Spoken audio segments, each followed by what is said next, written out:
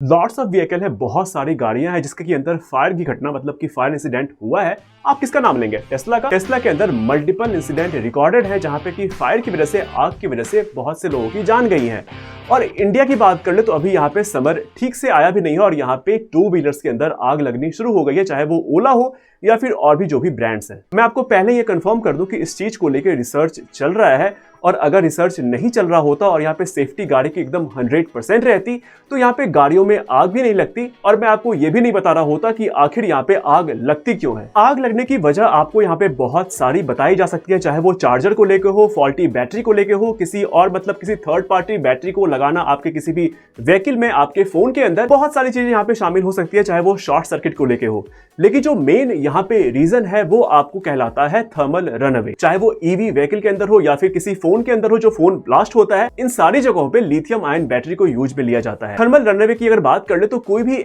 ऐसी uncontrollable situation जहां पे कि टेम्परेचर बहुत ज्यादा बढ़ता चला जाता है, जो कि आप कह सकते हैं कि एक चेन रिएक्शन की तरह होता है, एक पॉजिटिव नहीं बल्कि एक नेगेटिव चेन रिएक्शन, जहां पे कि बस आपको डैमेज और लाइफ थ्रेटनिंग हो सकता है। थर्मल रनअवे को अगर हम लोग फेजेस में डिवाइड करें तो अगर पहले फेज की बात कर ले, अगर बैटरी यहाँ पे हीट हो रही है और जो भी यहाँ पे हीट है उसे डिसिपेट नहीं किया गया, उसे बाहर नहीं निकाला गया, मींस कि बैटरी के अंदर जितनी हीट जनरेट हो रही है उतनी ज्यादा एग्जॉस्ट नहीं हो रही है, तो यहाँ पे इसकी वजह से बैटरी के अंदर रिएक्शन होना चालू हो जाता है, जो कि एक्सोथर्मिक रिएक्शन होता है। आपको शायद पता होगा कि एक्सोथर्मिक और एंडोथर्मिक रिएक्शन क्या होता है। ठीक है, अगर एक्सोथर्मिक की हम लोग एग्जांपल्स के तौर पे बात कर ले तो यहाँ पे आपने शायद पढ़ा होगा कि मोमबत्ती का जलना मतलब कैंडल का जलना या फिर रस्टिंग ऑफ आयरन, ये सारे आते हैं एक्सोथर्मिक रिएक्शन के अंदर। लेकिन अगर हम लोग डेली लाइफ का एग्जांपल को ले लें तो आप यहां पे खुद से भी कर सकते हैं। अगर आपके घर में कोई भी डिटर्जेंट पाउडर हो, आपको अपने हथेली के ऊपर रखना है, उसके ऊपर कुछ ड्रॉप्स आपको पानी के गिराने की, वो पूरी तरह से भीग जाए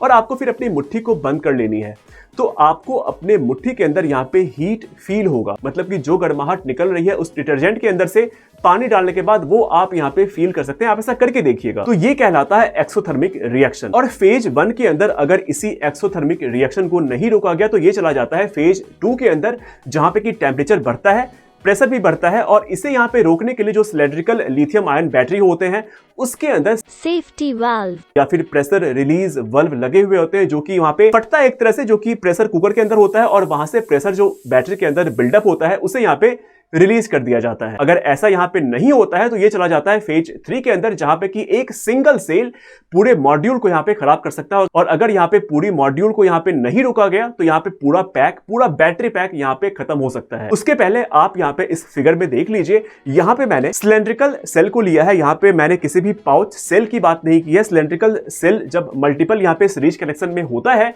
तो वो कहलाता है एक मॉड्यूल, और जब मल्टीपल मॉड्यूल एक साथ यहाँ पे कनेक्टेड रहते हैं तो वो कहलाता है बैटरी पैक। तो यहाँ पे थर्मल रनअवे किसी भी एक सेल से शुरू होके पूरे पैक को यहाँ पे बर्बाद कर सकता है, और अगर पूरी पैक यहाँ पे जल उठी है तो फिर आपके ईवी के अंदर पूरी की पूरी आग लग जाएगी, क्योंकि इसका जो आग होता है, इसके अंदर जो फायर होता है वो आपको नॉर्मल फायर की तरह नहीं होता है। आपको इसके अंदर ब्लास्ट, अचानक से बहुत ज्यादा आग, मतलब इसे बुझाना बहुत ज्यादा आसान होता नहीं है। ये सारा कुछ सही तरीके से चलता रहे तो इसके लिए यूज में लिया जाता है BMS को, यानी कि बैटरी मैनेजमेंट सिस्टम को, जो कि मॉनिटर करता है और मैनेज करता है चार्जिंग, डिस्चार्जिंग, वोल्टेज, टेम्परेचर। एक तरह से आप ये कह सकते हैं कि ये पूरी बैटरी के ऊपर मॉनिटर रखता है कि किसी भी बैटरी में अगर खराबी होती है तो ये या तो पूरी तरह से पावर सप्लाई को कट कर देता है, या फिर इसके एल्गोरिथम के अंदर जो भी सेफ्टी चेक या फिर सेफ्टी स्टेप्स उठाने को लिखे गए हैं वो ये काम करता है। अगर BMS के अंदर फेलियर होता है या फिर इसके एल्गोरिथम सही से नहीं होते हैं तो भी यहाँ पे प्रॉब्लम आ सकती है और आपकी व्हीकल, आपका फोन पूरी तरह से खत्म हो सकता है। एक और छोटी सी बात, अगर आपके पास टाइम हो तो मैं आपको ये बता दूं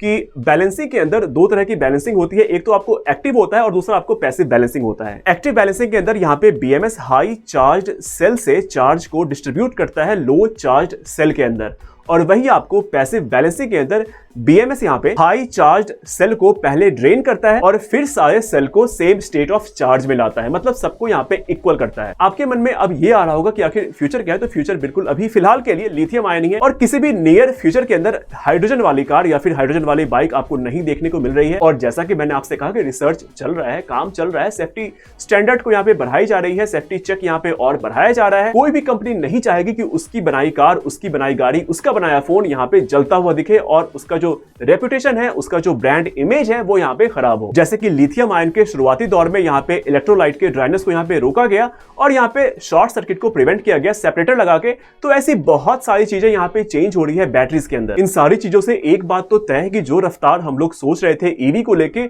उसमें थोड़ा सा यहाँ पे ब्रेक लगा है। हालांकि आप क्या सोचते हैं, आपके साथ अगर कभी कुछ ऐसा हुआ हो आपके फोन के साथ या फिर आपके जानने वाले के साथ, आप प्लीज वो नीचे मुझे शेयर कीजिए, मुझे भी जानकारी मिलेगी। और आखिर आपको ये वीडियो लगा कैसा, आप बहुत कुछ जान पाए या फिर आपको बहुत बोरिंग लगा या फिर आपको और भी बहुत कुछ जानना था, आप वो सारा कुछ लिखेगा तो मुझे जानकारी मिलेगी। तो बस आज के वीडियो में इतना ही था। अगर आपको ये वीडियो अच्छा लगा तो आपको लाइक करना है, शेयर करना है और सब्सक्राइब करना है। मिलते हैं फिर से किसी नेक्स्ट वीडियो में नई टॉपिक के साथ। तब तक के लिए थैंक यू, धन्यवाद।